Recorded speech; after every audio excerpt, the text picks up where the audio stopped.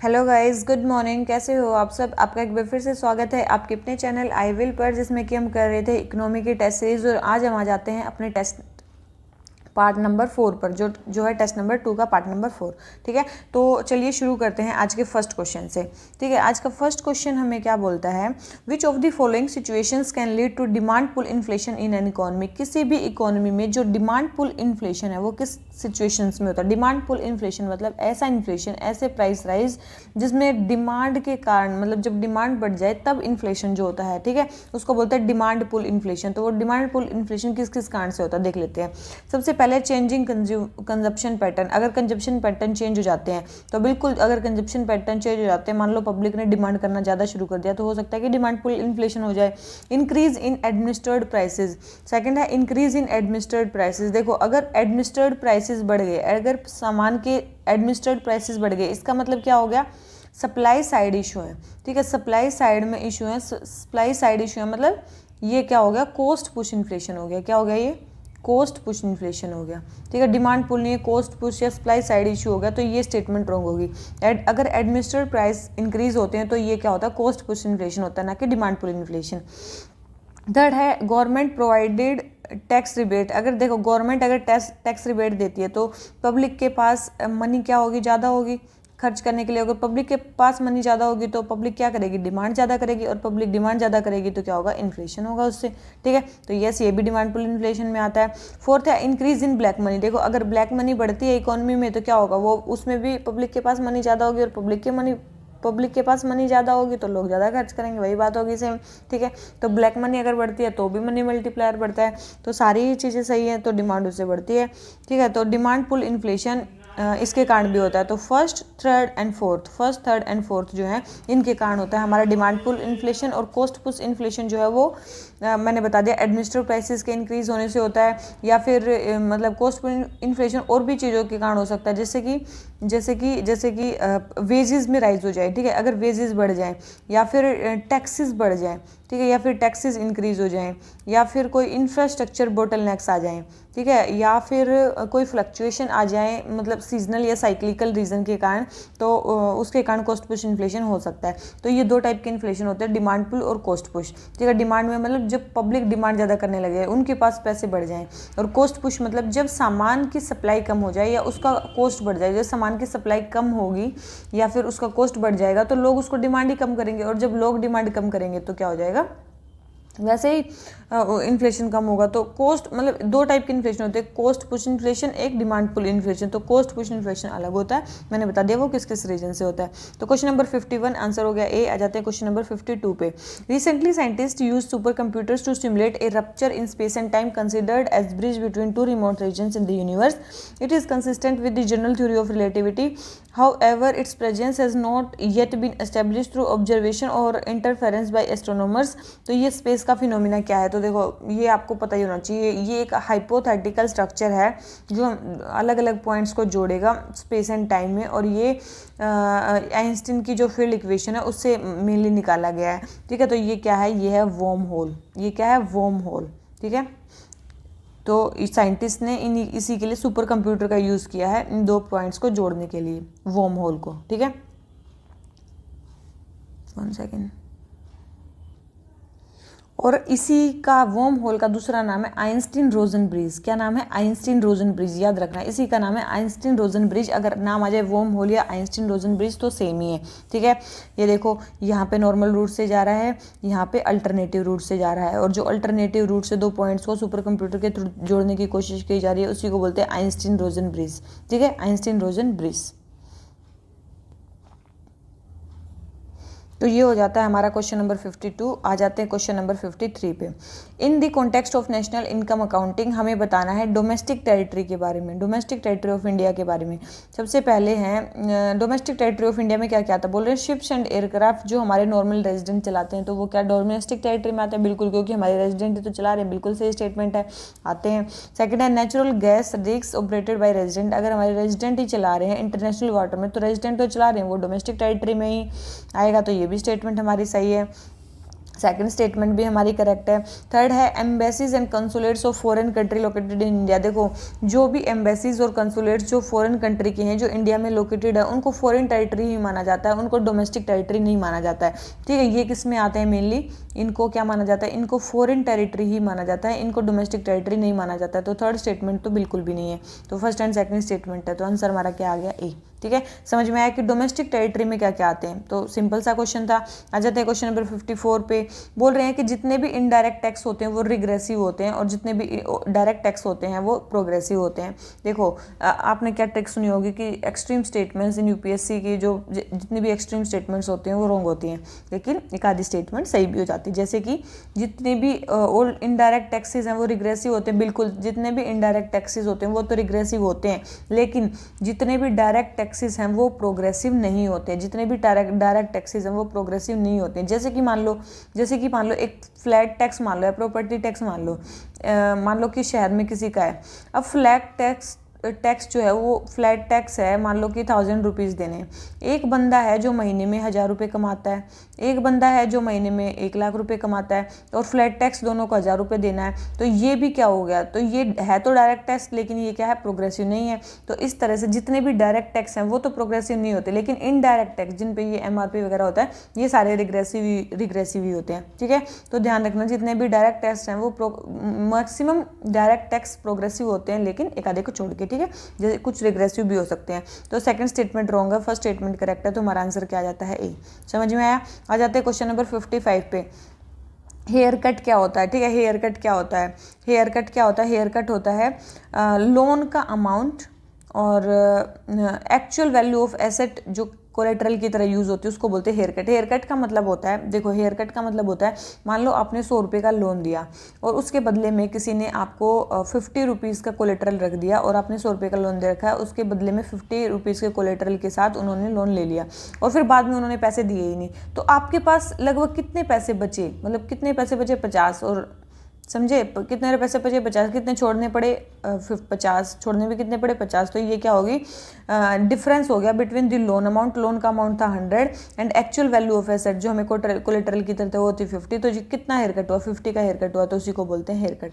ठीक है, तो क्वेश्चन नंबर 55 आंसर हो गया ए। आ जाते हैं क्वेश्चन नंबर 56 पे। हमें बताना है ग्रोस कैपिटल फॉर्मेशन के बारे में। किसके बारे में, ग्रोस कैपिटल फॉर्मेशन में, मतलब कौन सा इंक्लूडेड है ग्रोस कैपिटल फॉर्मेशन में।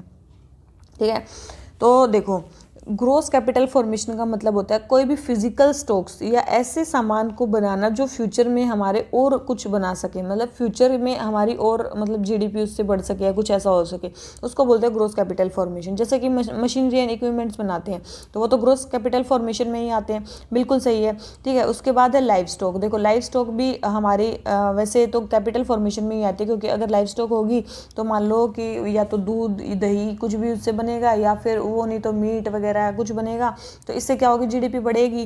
तो यस लाइव स्टॉक भी हमारी किस में आती है, उसी में आती है, किसमें, कैपिटल फॉर्मेशन में। फिर है semi manufactured good. Semi manufactured good, देखो सेमी मैन्युफैक्चर्ड गुड है, बाद में मैन्युफैक्चर भी बनेंगे, उससे कुछ और सामान बनेगा, तो सेमी मैन्युफैक्चर्ड गुड्स भी किस में आते हैं, ग्रोस कैपिटल फॉर्मेशन में आते हैं। और फिर फोर्थ है डिफेंस। देखो डिफेंस के इक्विपमेंट्स जो है ना ये किसी काम के नहीं होते हैं। ठीक है, ये मेनली वहाँ पे यूज हो सकते हैं और इनका कोई जीडीपी वगैरह से लेना देना नहीं है, कैपिटल फॉर्मेशन से लेना देना नहीं है। तो मिलिट्री के इक्विपमेंट्स, डिफेंस के इक्विपमेंट्स ये ग्रोस कैपिटल फॉर्मेशन में नहीं यूज होते हैं। ठीक है, तो ये फोर्थ स्टेटमेंट रॉन्ग है, first second and third statement correct है। तो आंसर हमारा क्या हो गया, सी।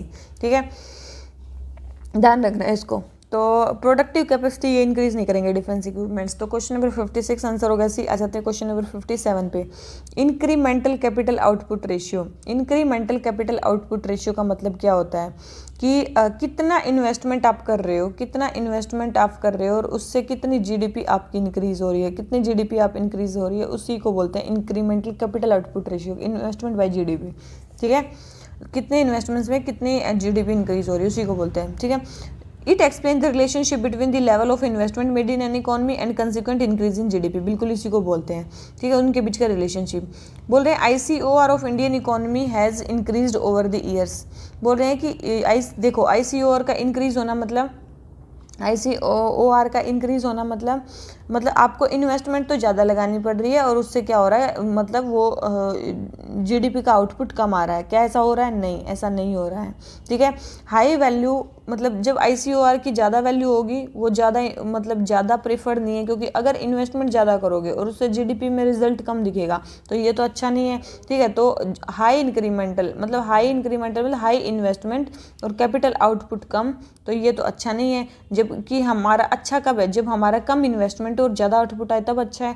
ठीक है, तो वही पूछ रहे हैं कि मतलब तो बोल रहे हैं कि इंक्रीमेंटल मतलब हाई क्या पूछ रहे हैं, ICOR of Indian economy has increase over the last decade. बोल रहे हैं कि लास्ट डिकेड में ICOR इंक्रीज हुआ है। नहीं, ICOR इंक्रीज नहीं हुआ है, ICOR क्या है? डिक्रीज हुआ है। ठीक है, ICOR डिक्रीज हुआ है, हमारा 5.5 से 4.5 हुआ है, लेकिन हमारी जो कैपिटल प्रोडक्टिविटी है वो इंप्रूव हुई है। इन्वेस्टमेंट इंक्रीज हुई है और उससे कैपिटल जो प्रोडक्टिविटी है वो इंक्रीज हुई है। ठीक है, तो ध्यान रखना इसको। तो क्वेश्चन इसका जो स्टेटमेंट है, फर्स्ट स्टेटमेंट करेक्ट होगी, सेकंड स्टेटमेंट रॉन्ग है, तो हमारा आंसर क्या आ गया? ए। ठीक है, समझ में आया कि इन्वेस्टमेंट से GDP के रेशियो को ही बोलते हैं। तो क्वेश्चन नंबर 57 आंसर ए। आ जाते हैं क्वेश्चन नंबर 58 पे। जेंडर बजटिंग क्या होती है? सबसे पहले gender budget statement was first release in budget 2005-2006। सबसे पहले ये 2005-06 में जो जेंडर बजट की जो स्टेटमेंट है वो रिलीज हुई थी। तो बिल्कुल ये जेंडर बजट की स्टेटमेंट 2005-06 में रिलीज हुई थी। जेंडर बजट स्टेटमेंट में केवल वो स्कीम होती है जिनमें एटलीस्ट 50% प्रोविजंस वीमेन के लिए होते हैं। ऐसा नहीं है। जेंडर बजट में दो टाइप के प्रोविजंस होते हैं, part A, part B. Part A जिसमें 100% जो स्कीम्स है वो या पार्ट है वो केवल वुमेन्स को ही दिया जाता है। पार्ट बी जिसमें मेनली कम से कम 33% जो प्रोविजंस है वो वुमेन के लिए किए जाते हैं, तो उसको बोलते हैं। तो ऐसा नहीं है कि 50% होना चाहिए, 33% तक भी हो सकता है। तो सेकंड स्टेटमेंट रॉन्ग होगी, फर्स्ट स्टेटमेंट करेक्ट है, तो आंसर हमारा क्या आ गया? ए। उसको बोलते हैं जेंडर बजटिंग। आ जाते हैं क्वेश्चन नंबर 59 पे। Payment and settlement system of India के बारे में बताना है। सबसे पहले है reserve bank of India is the authority for regulation and supervision of payment system. Payment system को रेगुलेट करती है रिजर्व बैंक ऑफ इंडिया, सबको पता है ये चीज़। सेकंड है TReDS facilitate the discounting of both invoices as well as bill of exchange. देखो ट्रेड्स की फुल फॉर्म क्या होती है? Trade receivable discounting system. ठीक है, ट्रेड रिसीवेबल डिस्काउंटिंग सिस्टम, तो ये डिस्काउंटिंग करेगा दोनों इनवाइसेस और बिल ऑफ एक्सचेंज दोनों की, दोनों, ये भी सही है।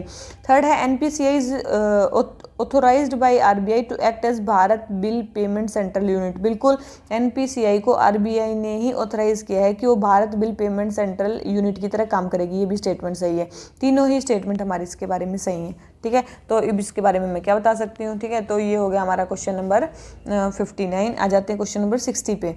हमें बताना है डेरिवेटिव्स के बारे में।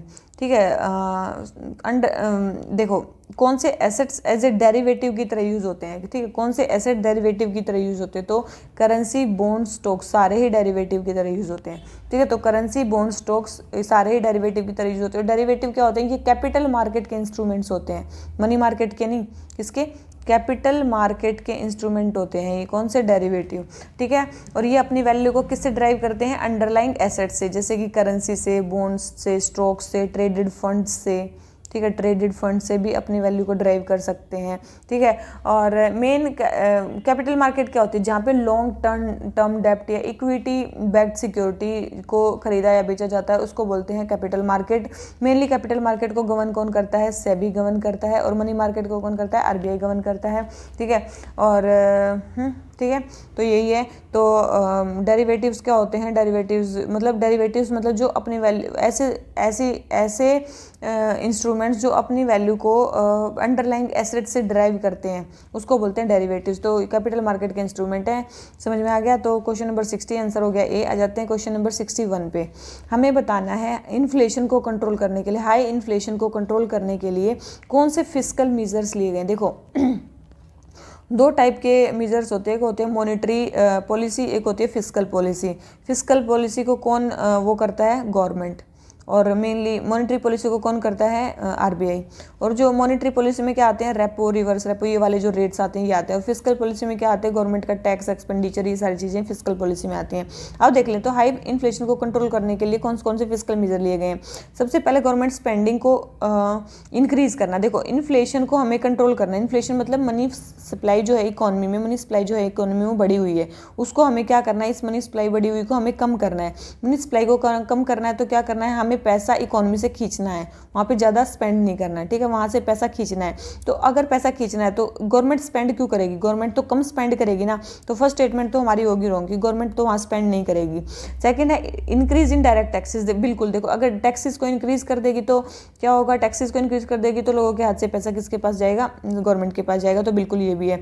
थर्ड है इंक्रीज इन रेपो रेट, देखो रेपो रेट का इंक्रीज होना क्या है, ये एक फिस्कल मीजर नहीं है, ये क्या है, एक मॉनिटरी पॉलिसी का पार्ट है, ये आरबीआई करता है, ये गवर्नमेंट नहीं करती। हमें हमसे पूछा फिस्कल मीजर कौन सा है, तो फिस्कल मीजर तो ओनली सेकंड है, ठीक है, तो ओनली सेकंड है, तो आंसर हमारा क्या आ गया, डी, ठीक है। और वैसे अगर फिस्कल या फिर मॉनिटरी दोनों मीजर पूछता तो इसका आंसर क्या होता, 2 और 3, ठीक है। तो ये समझ में आया कैसे हुआ ये आंसर। तो इंक्रीज इन, अगर रेपो रेट इंक्रीज कर देंगे तो भी हमारी जो इन्फ्लेशन है वो कम होगा, लेकिन ये कौन सा मीजर है, एक मॉनिटरी पॉलिसी का मीजर है, ये फिस्कल मीजर नहीं है। तो क्वेश्चन नंबर 61 आंसर हो गया डी। आ जाते हैं क्वेश्चन नंबर 62 पे। इनिशियल पब्लिक ऑफरिंग के बारे में बात करनी है। इनिशियल पब्लिक ऑफरिंग, सबसे पहले है initial public offering is the selling of securities to the public in the primary market. Primary market में सिक्योरिटी को बेचने को ही बोलते हैं इनिशियल पब्लिक ऑफरिंग, बिल्कुल जो पहली बार आप इशू करते हो अपने शेयर्स को। सेकंड है company share price at the time of IPO is determined by SEBI, बोल रहे हैं कि देखो कभी भी जो कोई भी कंपनी अगर आईपीओ इश्यू करती है तो उसके शेयर प्राइस सेबी क्यों डिटरमाइन करेगा, उसके शेयर प्राइस तो वही मतलब जो खुद उसके जो हैं वो ही डिटरमाइन करेंगे ना, मतलब कंपनी की वैल्यूएशन कितनी है या तो उससे डिसाइड होगा, या फिर नंबर ऑफ शेयर्स उन्होंने कितने लिस्ट किए उससे डिसाइड होगा, आई से भी थोड़ी ना डिसाइड करेगा। तो डिटरमाइन जो कंपनी के जो शेयर प्राइस हैं उनको सेबी डिटरमाइन नहीं करता है, उनको कंपनी की वैल्यूएशन या फिर कितने शेयर्स उनको लिस्ट करने हैं वो डिटरमाइन करते हैं, ठीक है। तो सेकंड स्टेटमेंट रॉन्ग है, फर्स्ट स्टेटमेंट करेक्ट है, तो हमारा आंसर क्या आ गया, ए। इसके बाद कौन से, अगर अब मान लो इनिशियल पब्लिक ऑफरिंग हो गई, उसके बाद अगर कंपनी कभी भी शेयर इशू करती है तो उसको बोलते हैं फॉलो ऑन पब्लिक ऑफरिंग, उसको क्या बोलते हैं, फॉलो ऑन पब्लिक ऑफरिंग। आ जाते हैं क्वेश्चन नंबर 63 पे। म्यूचुअल फंड्स के बारे में बात करनी है। किसके बारे में, म्यूचुअल फंड्स के बारे में। सबसे पहले है कि जितने भी म्यूचुअल फंड्स हैं उनको सेबी के साथ रजिस्टर होना पड़ता है कोई भी स्कीम लॉन्च करने से पहले, ये स्टेटमेंट तो बिल्कुल सही है। सेकंड है investors of mutual funds are known as trustees, जो इन्वेस्टर्स हैं म्यूचुअल फंड के उनको ट्रस्टीज बोला जाता है, बिल्कुल गलत स्टेटमेंट है, क्योंकि जो म्यूचुअल फंड के इन्वेस्टर्स हैं उनको यूनिट होल्डर्स बोला जाता है। उनको क्या बोला जाता है, यूनिट होल्डर्स, ठीक है, जो इसमें इन्वेस्ट करते हैं उनको यूनिट होल्डर्स बोला जाता है, उनको ट्रस्टीज नहीं बोला जाता। बहुत इंपॉर्टेंट स्टेटमेंट है, तो ये स्टेटमेंट क्या होगी, रॉन्ग होगी, ठीक है। सेकंड स्टेटमेंट रॉन्ग होगी, फर्स्ट स्टेटमेंट क्या है, थर्ड देख लेते हैं। Mutual funds promoted by foreign entities are currently not allowed to operate in India. देखो म्यूचुअल फंड चाहे डोमेस्टिक हो चाहे फॉरेन हो, सारे ही इंडिया में मतलब अलाउड है, कोई भी प्रोहिबिटेड नहीं है। तो ऐसा नहीं है कि फॉरेन वाले प्रोहिबिटेड हैं, ऐसा नहीं है, मतलब सारे ही अलाउड है। तो second and third statement wrong हो जाते हैं, फर्स्ट स्टेटमेंट करेक्ट है, तो हमारा आंसर क्या आ जाता है, ए, ठीक है। समझ में आई, तो यही है। कुछ म्यूचुअल फंड्स के नाम आप बता सकते हो, कुछ फेमस म्यूचुअल फंड्स के नाम। यस, आपने एक फेमस इनवाइट्स का नाम सुना होगा, इनवाइट्स इंफ्रास्ट्रक्चर इन्वेस्टमेंट ट्रस्ट, ठीक है, इनवाइट्स। और एक आपने सुना होगा राइट्स क्या होते हैं, रियल इस्टेट इन्वेस्टमेंट ट्रस्ट, ये दोनों ही म्यूचुअल फंड हैं, ठीक है। इश्यूज़ क्या होते हैं म्यूचुअल फंड्स के, देखो म्यूचुअल फंड क्या होते हैं, म्यूचुअल फंड ऐसे वो होते हैं, मतलब ऐसे वो होते हैं जिसमें बहुत सारे लोग मिलके पैसा इकट्ठा करते हैं और फिर उनके बेस पे एक मतलब एक मीडिएटर होता है जो उनके पैसे को लेता है और कहीं कहीं शेयर्स में, बॉन्ड्स में कहीं कहीं इन्वेस्ट करता है, ठीक है, और अपना कुछ प्रॉफिट ले लेता है, उसको बोलते हैं म्यूचुअल फंड, ठीक है। तो क्वेश्चन नंबर 63 हमारा आंसर हो गया ए। इनके क्या क्या, देखो म्यूचुअल फंड में इश्यूज़ क्या क्या है, देखो इशू है कि सबसे पहले तो मार्केट रिस्क है इनका, ठीक है, मार्केट रिस्क पे बेस है ये, सब्जेक्ट टू मार्केट रिस्क है, वो तो है ही, ठीक है। सेकंड, क्रेडिट रेटिंग एजेंसी की कोई अकाउंटेबिलिटी नहीं है। देखो मेनली म्यूचुअल फंड कैसे इन्वेस्ट करते हैं, म्यूचुअल फंड इन्वेस्ट करते हैं मेनली क्रेडिट रेटिंग एजेंसीज की क्रेडिट रेटिंग को देख के उन कंपनीज में इन्वेस्ट करते हैं जिनकी क्रेडिट रेटिंग अच्छी होती है। तो लेकिन क्रेडिट रेटिंग एजेंसीज की तो खुद अकाउंटेबिलिटी नहीं है, वो तो खुद ही मतलब ऐसे बिकी हुई है बहुत सारी, आपने देखा होगा क्रेडिट रेटिंग एजेंसीज, मतलब कुछ कंट्रीज़ में जो बैंक है इतने ज़्यादा फेल हो रहे हैं तब भी उनकी रेटिंग अच्छी बता रही है, और कुछ कंट्रीज़ में बैंक अच्छे काम कर रहे हैं, उनकी फाइनेंशियल कंडीशन अच्छी है तब भी उनकी रेटिंग कम दे रहे हैं, तो इनकी अकाउंटेबिलिटी नहीं है, तो उस पर भी काफ़ी ज़्यादा इनका वो होता है, कोई अकाउंटेबिलिटी नहीं है क्रेडिट रेटिंग एजेंसी की जिनके बेसिस पे ही इन्वेस्टमेंट करते हैं। इसके अलावा मिस इन्फॉर्मेशन भी बहुत ज़्यादा है, ठीक है, मिस इन्फॉर्मेशन भी काफ़ी ज़्यादा फैल जाती है, तो ये सारे ही इसके इश्यूज़ हैं। तो क्वेश्चन नंबर 63 आंसर हो गया ए। आ जाते हैं क्वेश्चन नंबर 64 पे। जो डीएनएस अलाउंस है गवर्नमेंट एम्प्लॉयज़ का और वेज कॉन्ट्रैक्ट्स का बिटवीन लेबर एंड एम्प्लॉय, वो किस पे बेस होता है? Dearness allowance. देखो डियरनेस अलाउंस मतलब क्या होता है? डियरनेस अलाउंस होता है जब इन्फ्लेशन, मतलब इन्फ्लेशन जो जितना बढ़ता है इकोनॉमी में उसके हिसाब से जो एम्प्लॉयज़ हैं उनकी सैलरी बढ़ना, वो होता है इन्फ्लेशन के हिसाब से सैलरी बढ़ना। और इन्फ्लेशन मेनली अभी इकोनॉमी में किसको देख के मेजर किया जाता है? सीपीआई को देख के वो किया जाता है। तो आंसर क्या आ गया? बी। ठीक है, sorry consumer food price index नहीं, सॉरी कंज्यूमर प्राइस इंडेक्स। ठीक है, ये ध्यान रखना। ठीक है, देखो ये मैंने अभी क्वेश्चन गलत कर दिया था, फूड प्राइस नहीं देखा, कंज्यूमर प्राइस इंडेक्स देखा मेरे को दूर से, तो ये है कंज्यूमर प्राइस इंडेक्स। ठीक है, मेनली डीए क्या होता है? मेनली जब भी कॉस्ट ऑफ लिविंग इंक्रीज होता है इन्फ्लेशन के कारण, तो उसको कंपनसेट करने के लिए जो अलाउंस दिया जाता है उसको बोलते हैं डियरनेस अलाउंस। ये साल में कब कितनी बार बढ़ता है? 2 बार बढ़ता है। याद रखना, डियरनेस अलाउंस हर साल में 2 बार बढ़ता है, 2 टाइम्स पर ईयर, एक बार जनवरी में एक बार जुलाई में। ठीक है, एक बार जनवरी में एक बार जुलाई में, 2 बार बढ़ता है। और किसको यूज़ करता है? ये सीपीआई को यूज़ करता है। सब गवर्नमेंट एम्प्लॉयज़ के लिए सेम नहीं होता, क्योंकि सबकी job condition, job department, level of seniority सबका अलग अलग होता है, तो अलग अलग तरीके से बढ़ता है। ठीक है, बेस ईयर अभी 2020 से कौन सा यूज़ होने लगा है? 2016। ठीक है, 2016 एज ए बेस ईयर ये यूज़ करने लगे हैं। तो क्वेश्चन नंबर 64 आंसर हो गया बी। आ जाते हैं क्वेश्चन नंबर 65 पे। अनएम्प्लॉयमेंट के बारे में बात करनी है। 3 टाइप के unemployment, classical unemployment, technical unemployment और रेसिडुअल अनएम्प्लॉयमेंट। सबसे पहले है क्लासिकल अनएम्प्लॉयमेंट। क्लासिकल अनएम्प्लॉयमेंट का मतलब होता है जब वेजेस बढ़ जाते हैं, जो कंपनी अफोर्ड कर सकती है, अगर उससे ज़्यादा वेजेस हैं तो उसको बोलेंगे क्लासिकल एम्प्लॉयमेंट। मतलब वेज लोगों को उतना दे ही नहीं सकती कंपनी, तो क्या कुछों को निकाल देगी, उसको बोलते हैं क्लासिकल अनएम्प्लॉयमेंट। बिल्कुल सही है।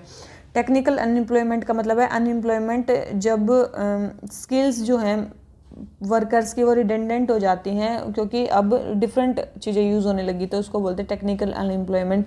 और थर्ड है रेसिडुअल अनएम्प्लॉयमेंट, जिसमें एग्रीगेट इकोनॉमिक आउटपुट इफेक्ट नहीं होता।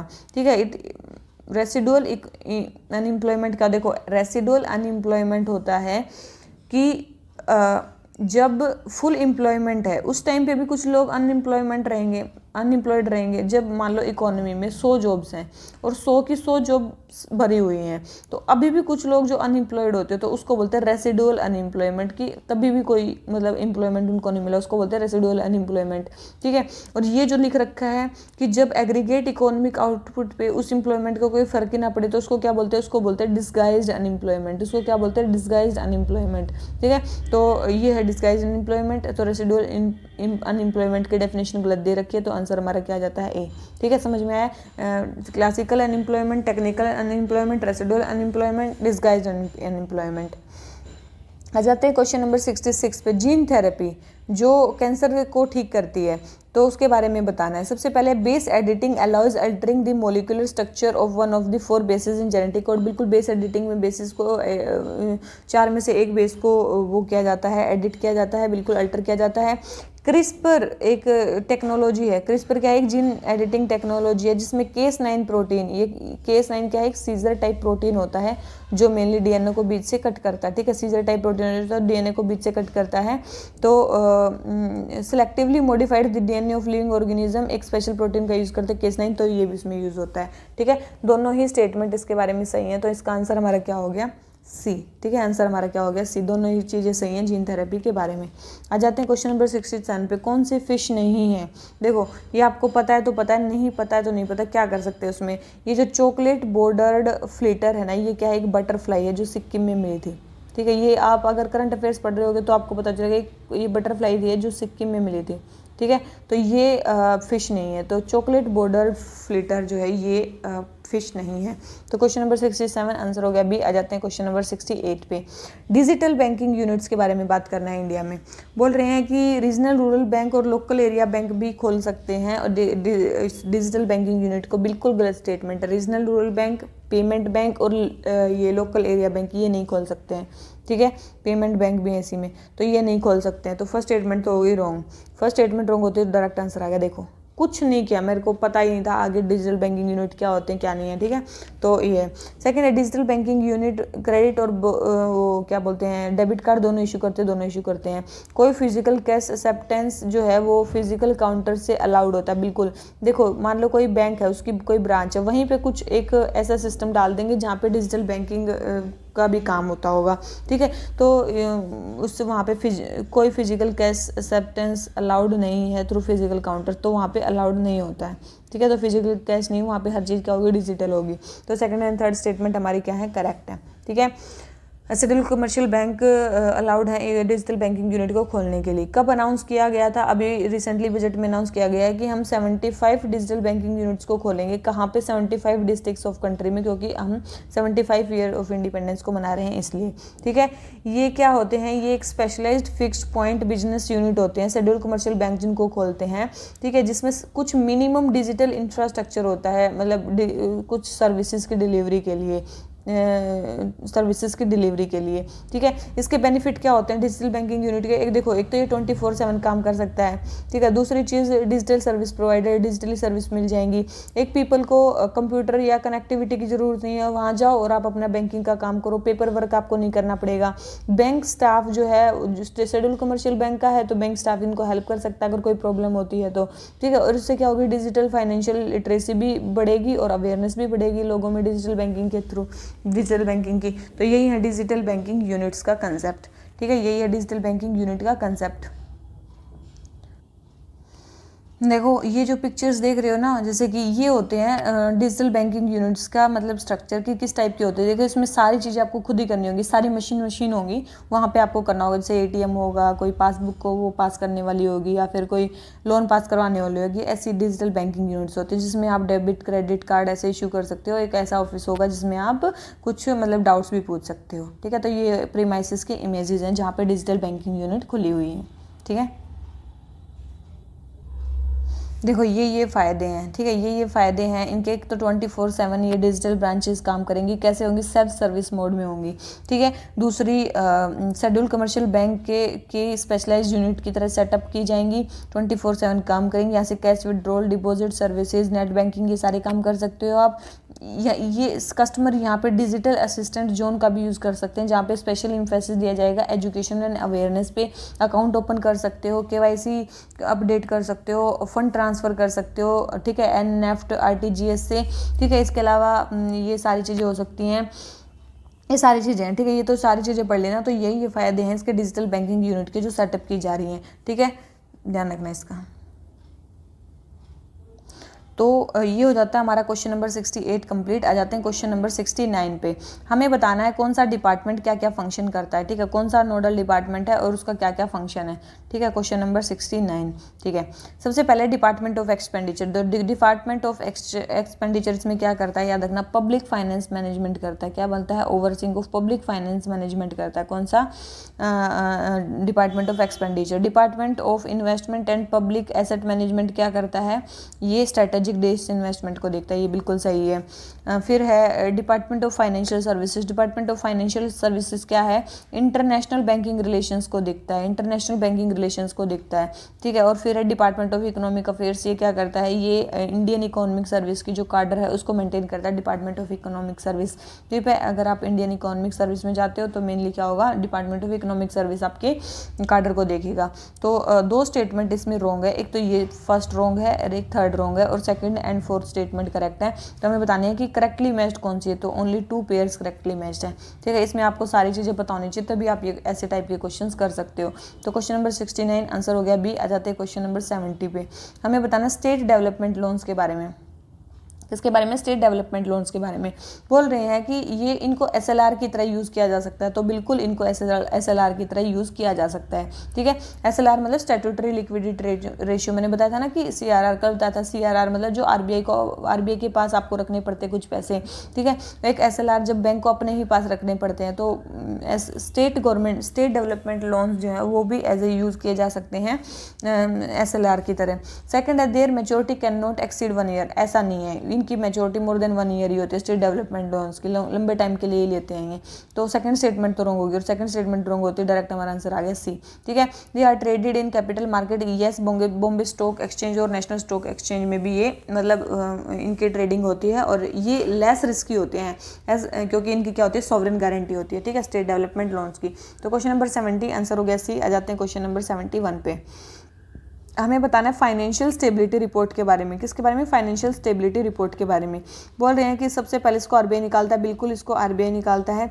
सेकंड है ये एनुअली रिलीज होती है, तो याद रखना ये 2 साल में एक बार रिलीज होती है, ठीक है। ये तो बाई एनुअली रिलीज होती है, तो ये एनुअल रिलीज नहीं होती है, बाई एनुअली रिलीज होती है। And present and assessment of health of financial system, बिल्कुल हेल्थ ऑफ फाइनेंशियल सिस्टम के बारे में ये बताती है, ये स्टेटमेंट सही है, लेकिन ये बाई एनुअली होती है। तो सेकंड स्टेटमेंट रॉन्ग होगी, फर्स्ट स्टेटमेंट करेक्ट है। तो हमारा आंसर क्या आ गया? बिल्कुल ना, आपके बिल्कुल जो बेसिक चीज़ें ना वो पूछ रखी है, केवल आपको इसमें देखना है कि आपको क्या आता है क्या नहीं आता है, ठीक है। बस यही चीज़ें इसमें पूछ रखी है। क्वेश्चन नंबर 72, वासेनार अरेंजमेंट के इंडिया अभी चेयरमैन बना, तो हमें उसके बारे में बताना है कि वासेनार अरेंजमेंट किसके लिए है। देखो ये कुछ चीज़ें हैं, कुछ चीज़ें आपने पढ़ी होंगी कि चल देख लेते हैं, ठीक है। 72 का आंसर है बी। क्यों? क्योंकि ये मेनली वासेनार अरेंजमेंट किसके लिए? It is to exchange information on transfer of conventional weapons and dual use goods and technology. Dual use जो गुड्स है या कन्वेंशनल वेपन्स है उन पे जो इन्फॉर्मेशन का ट्रांसफर एक्सचेंज होता है उसको बोलते हैं वासेनार अरेंजमेंट, उसको जो कंट्रोल करता है। इंडिया इसका पार्ट है, बिल्कुल इंडिया इसका पार्ट है, ठीक है। कितने मेंबर्स में? 42 मेंबर्स हैं अप्रोक्स। कब बना था ये? 1996 में बना था। वॉलंटरी एक्सपोर्ट कंट्रोल रेजिम है, ये कब बना था? 1996 में आया था वासेनार अरेंजमेंट। तो सेकंड स्टेटमेंट तो बिल्कुल सही है। अब आप देखो पहले स्टेटमेंट क्या बोल रखी है? It is to ensure that exports do not contribute to development of chemical and biological weapon. अगर एक्सपोर्ट केमिकल या बायोलॉजिकल वेपन ना बने उसके लिए कोई तो ट्रीटी बनी होगी, वो कौन सी है?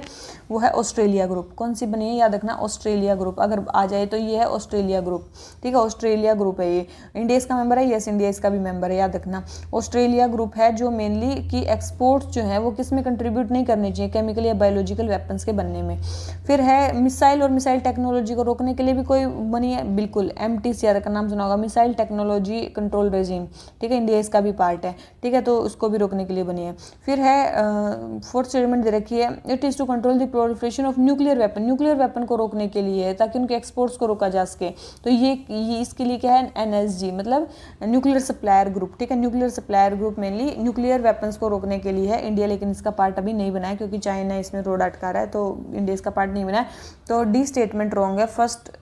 तो इसका आंसर हमारा क्या हो गया? बी। वासेनार अरेंजमेंट मेनली किसके लिए है? ताकि ड्यूअल यूज जो गुड्स एंड टेक्नोलॉजी है और जो कन्वेंशनल वेपन है उनका ट्रांसफर ना हो सके इन्फॉर्मेशन का।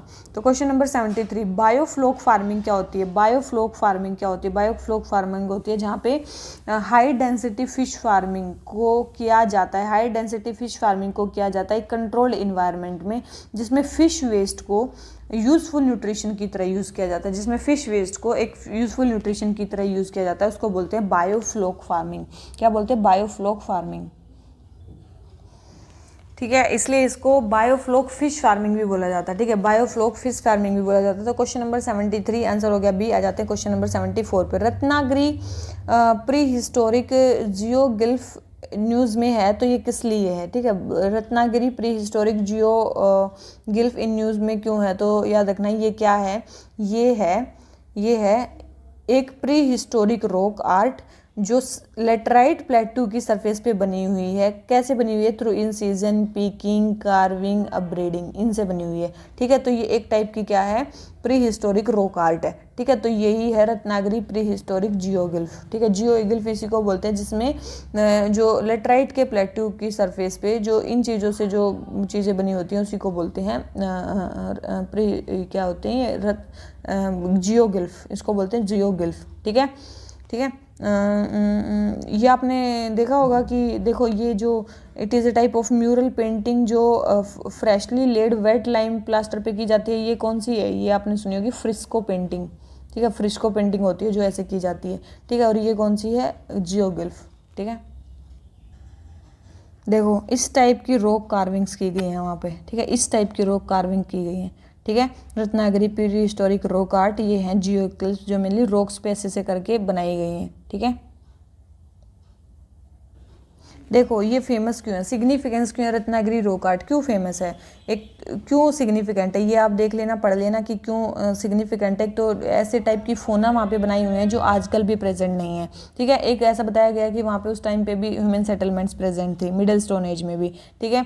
और ऐसा दिखाया जा रहा है इमेजेस में कि कैसे पीपल जो हैं वो वेटलैंड से या ड्राई एरिड जो प्लेट्यूज थे उससे अडप्टेड थे, वहाँ पे रहते थे, ठीक है। इससे उसका भी पता चलता है। और मेनली इसलिए भी इंपॉर्टेंट है क्योंकि ये यूनेस्को की टेंटेटिव लिस्ट में इनका इंक्लूजन हो गया अप्रैल 2022 में। इन साइट को कौन कौन रीजन की ये tentative list of UNESCO world heritage site में इनको इंक्लूड कर दिया गया है, ठीक है। तो इनको कोनकन जियोग्लिप्स भी बोला जाता है, ठीक है। इनको however elsewhere the term petroglyph मतलब रॉक सिंबल और कैरेक्टर इज ऑल्सो यूज। तो देखो अगर पेट्रोगिल्फ आ जाए, जियोगिल्फ आ जाए, कोनकन जियोगिल्फ आ जाए तो भी मतलब सेम ही चीज़ है, ठीक है। तो ये सारी चीज़ देख लेना, ये ऐसे टाइप की उन्होंने बनाई हुई हैं, ठीक है। आर्कियोलॉजिकल सर्वे ने इनको प्रोटेक्ट भी किया हुआ है। रत्नागिरी कहाँ है, महाराष्ट्र का डिस्ट्रिक्ट है एक, ठीक है। ये चीज़ ध्यान रखना, ये प्री हिस्टोरिक आर्ट बनी हुई है वहाँ पे, ठीक है। कहाँ पे, रत्नागिरी में।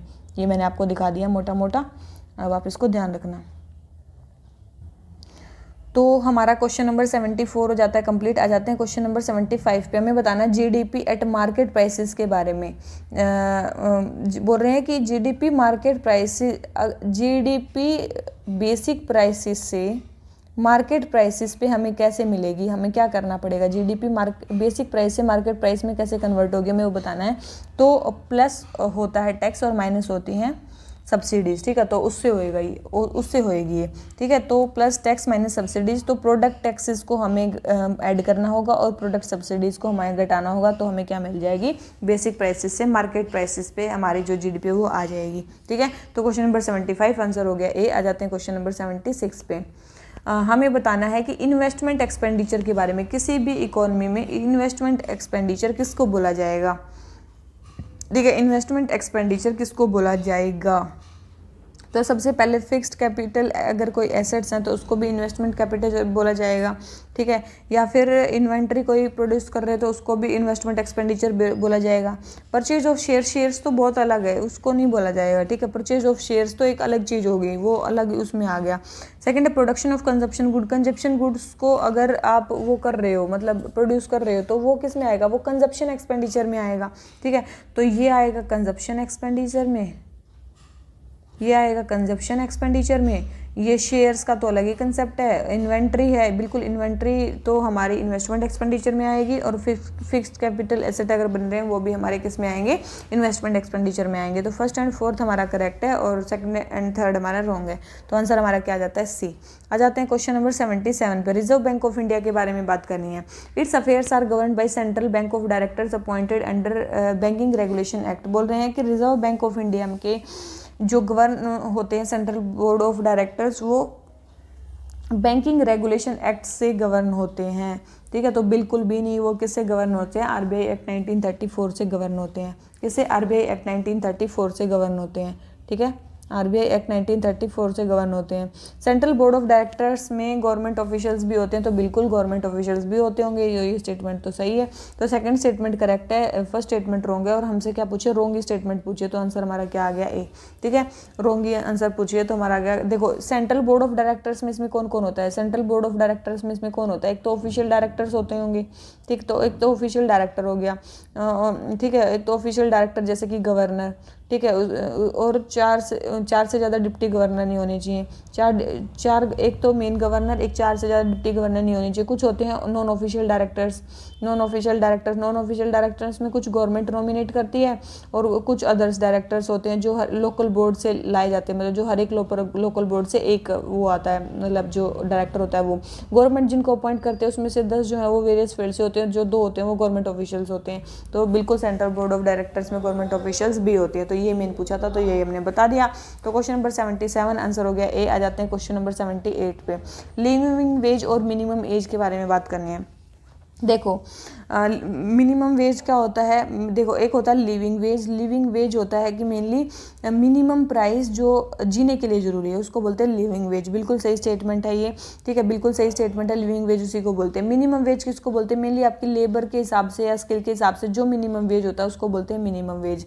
जैसे लेबर का अलग होता है, कोई मिस्त्री है उसका अलग होता है, ठीक है, तो ये मिनिमम वेज अलग होता है। थर्ड है the living wage are index to inflation. तो याद रखना जो मिनिमम वेज हैं उनको गवर्नमेंट फिक्स करती है और जो लिविंग वेज हैं वो इन्फ्लेशन से इंडेक्स होते हैं। ये स्टेटमेंट बिल्कुल सही है, ठीक है, ये स्टेटमेंट बिल्कुल सही है।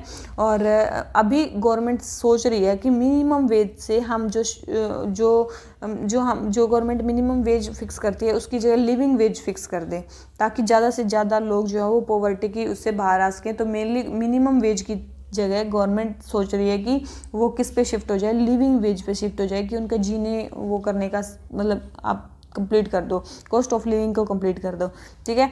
तो फर्स्ट स्टेटमेंट, सारी स्टेटमेंट करेक्ट है, तो हमारा आंसर क्या आ गया, डी, ठीक है। तो मिनिमम वेज लेबर और प्रोडक्टिविटी की स्किल्स के ऊपर होता है। लिविंग वेज मतलब मिनिमम जीने के लिए जितनी रिक्वायरमेंट होती है उसको बोलते हैं, और लिविंग वेज इन्फ्लेशन से इंडेक्स होता है, और मिनिमम वेज को मेनली गवर्नमेंट डिसाइड करती है।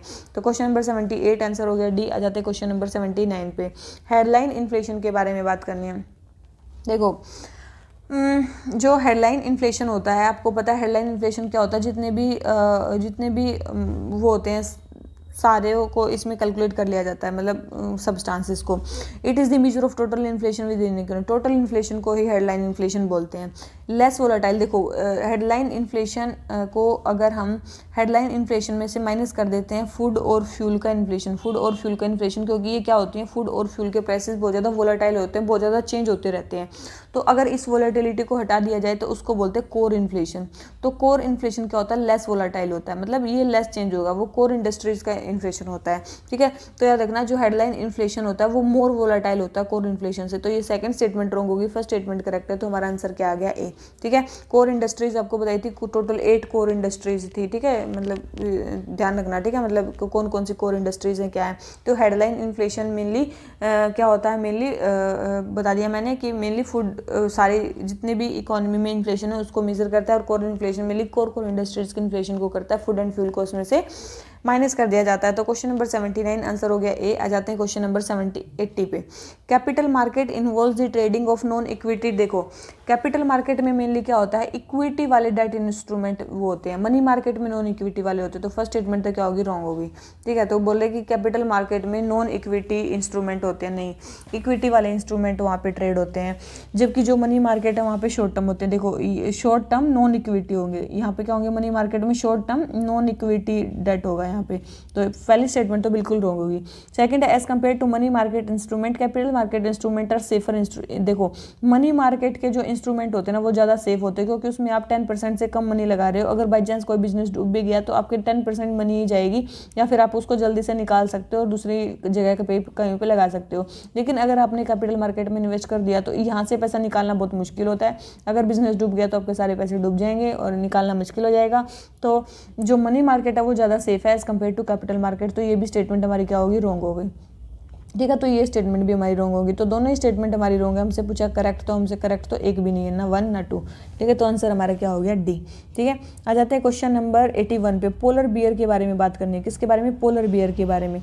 बोल रहे हैं कि जो पोलर बियर है वो लार्जेस्ट बियर स्पीसीज है वर्ल्ड में। क्या है, लार्जेस्ट बियर स्पीसीज है वर्ल्ड में। तो बिल्कुल ये लार्जेस्ट बियर स्पीसीज है। Their diet mainly consist of crested penguins and beard seals. देखो आप एक चीज़ सोचो, जो पोलर बियर होते हैं वो तो आर्कटिक में होते हैं, ठीक है, वो तो आर्कटिक में होते हैं, और जो पेंगुइन्स होते हैं वो साउथ में अंटार्कटिक में मेनली पाए जाते हैं। देखो जो पोलर बियर है वो अंटार्कटिक में नहीं पाए जाते, और जो पेंगुइन्स हैं वो आर्कटिक में नहीं पाए जाते, तो वो उनको खाएंगे कैसे। तो ये स्टेटमेंट तो बिल्कुल रॉन्ग हो गई, ठीक है। सेकंड स्टेटमेंट रॉन्ग होती है, डायरेक्ट हमारा आंसर आ गया। इतनी कॉमन सेंस भी है ना, तो भी आप इस क्वेश्चन को कर लोगे कि जो पेंगुइन्स है वो अंटार्कटिका में मेनली पाए जाते हैं, और जो पोलर बियर है वो मेनली आर्कटिक में पाए जाते हैं। तो इतना भी आपको पता है ना, तो आप इस क्वेश्चन को कर लोगे। थर्ड है the polar bear capital of the world. वो वेस्टर्न हडसन बे में लोकेटेड है, बिल्कुल। और अभी न्यूज़ आई थी कि यहाँ पे भी जो पोलर बियर की संख्या है वो काफ़ी ज़्यादा कम हो रही है, इसलिए ये न्यूज़ में थी। तो ठीक है, वहाँ पे फास्टर रेट में पोलर बियर मर रहे थे। इनका पोलर बियर का आयुषियन स्टेटस क्या है, इनका आयुषियन स्टेटस है वल्नरेबल। किस कैटेगरी में आते हैं, वल्नरेबल। इनका साइंटिफिक नेम क्या है, इनका साइंटिफिक नेम है उर्सुस मैरीटाइमस क्या है, उर्सुस मैरीटाइमस इनका साइंटिफिक स्टेटस है, मैरीटाइमस, ठीक है, उर्सुस मैरीटाइमस, ठीक है।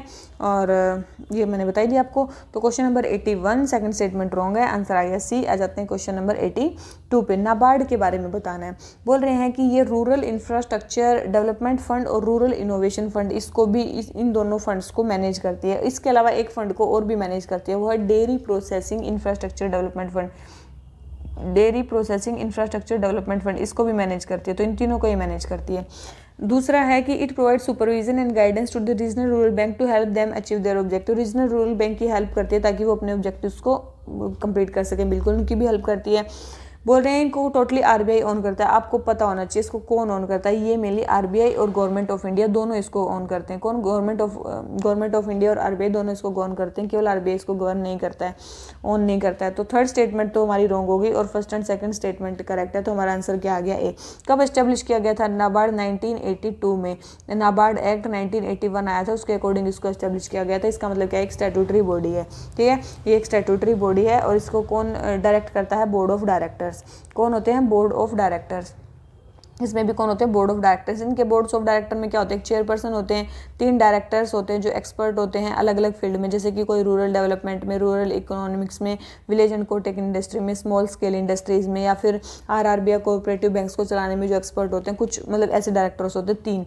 तीन डायरेक्टर्स को लिया जाता है जो एक्सपर्ट होते हैं अलग अलग फील्ड में। इसके अलावा 3 सेंट्रल गवर्नमेंट से होते हैं मेंबर्स, 3 आरबीआई से होते हैं, ये 3 सेंट्रल गवर्नमेंट से होते हैं, 3 आरबीआई से होते हैं और 3 स्टेट गवर्नमेंट के रिप्रेजेंटेटिव होते हैं जिस स्टेट में वो बैंक होता है, ठीक है। तो नाबार्ड जो है, तो ये समझ में आया। तो ये होते हैं इसमें बोर्ड ऑफ डायरेक्टर। तो क्वेश्चन नंबर 82 हमारा आंसर हो जाता है ए। आ जाते हैं क्वेश्चन नंबर 83 पे। पोटेंशियल जीडीपी क्या होती है? पोटेंशियल जीडीपी क्या होती है? It is the level of output that an economy can produce at a constant inflation rate. Constant inflation rate पे एक इकोनॉमी कितना आउटपुट प्रोड्यूस कर सकती है, उसको बोलते हैं पोटेंशियल जीडीपी। बिल्कुल सही है। दूसरे बोल रहे हैं अगर पोटेंशियल जीडीपी ज़्यादा होती है रियल जीडीपी से तो इन्फ्लेशन फॉलो करेगा। देखो एक चीज़ देखो कि अगर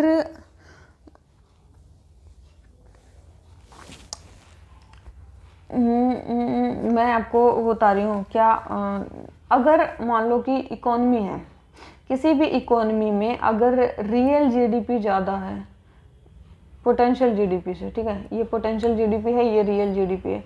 अगर किसी उसमें रियल जीडीपी ज़्यादा है, रियल जीडीपी ज़्यादा है मतलब इकोनॉमी जो है वो अपनी लिमिट से ज़्यादा प्रोड्यूस कर रही है। रियल जीडीपी ज़्यादा है मतलब जितने भी पोटेंशियल है उस इकोनॉमी का, उससे ज़्यादा जो इकोनॉमी है वो प्रोडक्शन कर रही है। अगर उससे ज़्यादा प्रोडक्शन हो रहा है तो इससे क्या होगा? एग्रीगेट डिमांड बढ़ेगी इकोनॉमी में। वहाँ की डिमांड, इसका मतलब ज़्यादा है इकोनॉमी की, अगर वहाँ की एग्रीगेट डिमांड ज़्यादा है सप्लाई से, तो इसका मतलब क्या होगा? इन्फ्लेशन ज़्यादा होगा। इन्फ्लेशन ज़्यादा होगा तो मतलब प्राइस भी ज़्यादा होंगे उससे रिलेटेड, ठीक है। तो यही है कि अगर रियल जीडीपी ज़्यादा होती है इसका मतलब उस कंट्री की प्रोडक्टिविटी ज़्यादा है, तो इसका मतलब वहाँ की डिमांड ज़्यादा है। और प्रोडक्टिविटी किस लिए होगी? क्योंकि वहाँ की डिमांड ज़्यादा होगी, डिमांड ज़्यादा है तो इससे इन्फ्लेशन होगा, इससे प्राइस भी फॉलो करेंगे। तो जब रियल जीडीपी ज़्यादा होती है तब ऐसा होता है, मतलब ये बोल रहे हैं कि इफ़ पोटेंशियल जीडीपी ज़्यादा है रियल से तो इन्फ्लेशन फॉलो करेगा, नहीं, तब इन्फ्लेशन फॉलो नहीं करेगा, तब रिसेशन फॉलो करेगा। अगर पोटेंशियल जीडीपी ज़्यादा है तो उल्टा हो जाएगा, ठीक है, उतना ज़्यादा इन्फ्लेशन नहीं होगा। तो ये सेकंड स्टेटमेंट रॉन्ग होगी, फर्स्ट स्टेटमेंट करेक्ट है। तो हमारा आंसर क्या आ गया? ए, ठीक है। समझ में आया कि जब रियल जीडीपी ज़्यादा होती है इसका मतलब अपनी औकात से ज़्यादा बढ़ के इकोनॉमी काम कर रही है, तब इन्फ्लेशन ज़्यादा होगा, ठीक है। तो क्वेश्चन नंबर 83 हो गया कंप्लीट। आ जाते हैं क्वेश्चन नंबर 84 पे। प्रसाद स्कीम के बारे में बात करनी है। प्रसाद मतलब pilgrimage rejuvenation and spiritual heritage augmentation drive में कौन कौन सी साइट्स को रिसेंटली ऐड किया गया है? देखो बहुत ही वैसा क्वेश्चन है। वैसे तो अमृतसर भी इसमें है, इंक्लूड है प्रसाद स्कीम में, लेकिन ये पहले इंक्लूड किया गया था, ठीक है। ये स्कीम कब आई थी? 2014-15 में आई थी, तब इसको क्या अमृतसर को जोड़ दिया गया था। किसके अंडर है? कौन सी मिनिस्ट्री के अंडर है? मिनिस्ट्री ऑफ टूरिज्म के अंडर है, मिनिस्ट्री ऑफ टूरिज्म के अंडर है, ठीक है। कौन सी स्कीम है? सेंट्रल सेक्टर स्कीम है, ठीक है। कौन सी है? सेंट्रल सेक्टर स्कीम है। अमृतसर पंजाब को पहले इंक्लूड कर दिया गया था, अभी भद्राचलम तेलंगाना में, रुद्रेश्वर टेम्पल तेलंगाना में, इन दोनों को इंक्लूड किया गया। तो second and third statement correct है, फर्स्ट स्टेटमेंट रॉन्ग है, ठीक है। समझ में आया? अगर ये आपको पता है तो आप कर सकते हो, नहीं तो ये लगभग बच्चों का गलती होगा। आ जाते हैं क्वेश्चन नंबर 85 पे। मत्स्य 600 के बारे में बात करनी है। बोल रहे हैं कि ये एक अनमैन्ड व्हीकल है। देखो ये क्वेश्चन पहले भी हो चुका है। मत्स्य 6000 क्या है? ये एक मैंड मैंड व्हीकल जाएगा। ये एक मैंड समुद्रयान मिशन आपने सुना होगा, इंडिया एक समुद्रयान मिशन लॉन्च कर रहा है, ठीक है, 2026 में भेजेगा, जिसमें मेनली क्या है कि 3 पर्सनल्स को 6000 मीटर की डेप्थ पे व्हीकल में भेजा जाएगा और उस व्हीकल का नाम है मत्स्य 6000, ताकि डीप सी रिसोर्सेज को एक्सप्लोर कर सकें। तो ये अनमैन्ड नहीं होगा, ये मैंड होगा, ठीक है, 3 मैन जाएंगे। सेकेंड है मत्स्य 600 vehicle is being designed and developed by India and Russia. बोल रहे हैं इंडिया और रशिया ने इसको डेवलप किया, बिल्कुल भी नहीं। इसको मेनली किसने बनाया है? National institute of ocean technology. National institute of ocean technology ने इसको बनाया है और ये किसके अंडर है? मिनिस्ट्री ऑफ अर्थ साइंस के अंडर है। किसके अंडर है? मिनिस्ट्री ऑफ अर्थ साइंस के अंडर है। मेनली ये कितने दिन रह सकता है? देखो इसमें मेनली क्या है कि 12 घंटे तक नॉर्मल ऑपरेशन के अंडर इंडोरेंस पावर है कि 6000 फीट मतलब 6000 मीटर तक ये रह सकता है 12 घंटे तक। अगर इमरजेंसी सिचुएशन आ जाए, ह्यूमन सेफ्टी की भी बात है, तो ये इमरजेंसी की सिचुएशन में 96 आवर्स तक की इसकी इंडोरेंस पावर है, ठीक है। तो ये मत्स्य 600 बनाया जा रहा है, तो इसको इंडिया और रशिया ने मिलकर नहीं बनाया, इंडिजिनली डेवलप है। तो सेकंड स्टेटमेंट रॉन्ग है, फर्स्ट स्टेटमेंट भी रॉन्ग है, तो आंसर हमारा क्या आ गया? डी, ठीक है। तो आंसर हमारा क्या आ गया? डी। आ जाते हैं क्वेश्चन नंबर 86 पे। Public debt and other liabilities को अगर हम ज्वाइन कर देते हैं तो टोटल डेट बन जाता है गवर्नमेंट का। तो हमें बताना है कि पब्लिक डेट ऑफ गवर्नमेंट में क्या क्या आता है, पब्लिक डेट में क्या क्या आता है, ठीक है। तो आपको पता होगा ट्रेजरी बिल्स भी आते हैं, बोरोइंग फ्रॉम वर्ल्ड बैंक भी आता है। देखो पीपीएफ जो है वो पब्लिक अकाउंट में होता है, वो पब्लिक डेट नहीं होता है। पीपीएफ जो मनी है वो पब्लिक अकाउंट में होती है, वो डेट में नहीं आती। तो थर्ड स्टेटमेंट रॉन्ग है। और डेटेड सिक्योरिटीज भी आती हैं, तो फर्स्ट सेकंड एंड 4 ये सारी चीज़ें होती हैं। तो क्वेश्चन नंबर 86 आंसर हो गया सी। आ जाते हैं क्वेश्चन नंबर 87 पे। हमें बताना है किसके बारे में, स्टॉक वेरिएबल्स कौन से होते हैं, ठीक है। नेशनल इनकम की अकाउंटिंग में स्टॉक वेरिएबल किसको बोलते हैं, ठीक है। स्टॉक 2 टाइप के वेरिएबल होते हैं, एक होते हैं स्टॉक वेरिएबल, एक होते हैं फ्लो वेरिएबल। स्टॉक वेरिएबल होते हैं किसी